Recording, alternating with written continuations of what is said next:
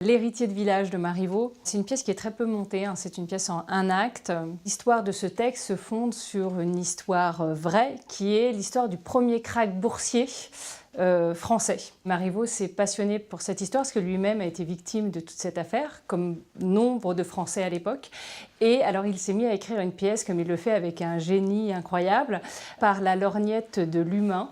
Il est allé essayer de comprendre qu'est-ce que cette valeur argent, elle générait dans la société des hommes et comme dysfonctionnement sur le plan humain. Donc l'histoire, c'est des paysans qui héritent d'une riche somme d'argent qu'ils n'ont pas vue, donc ils doivent changer tout leur comportement, qu'ils doivent modifier toute leur manière de vivre. Je trouve que c'est toujours intéressant avec un théâtre de répertoire d'essayer de s'en servir pour parler du monde d'aujourd'hui.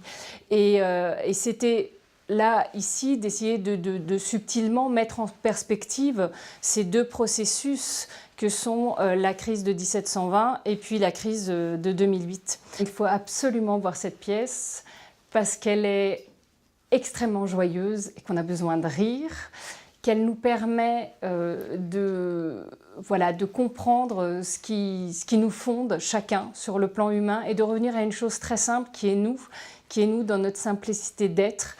Et je pense que Blaise, le paysan, à la fin, moi je pense qu'il s'adresse au public quand il dit « Allons enfants, marchez ». Il reste encore un peu de vin au fond du pot. Et ce vin-là, il va falloir le boire et c'est, je trouve, un message extrêmement optimiste que de dire « Allez, il y a sûrement une solution » et puis il dit « Adieu le biomonde ».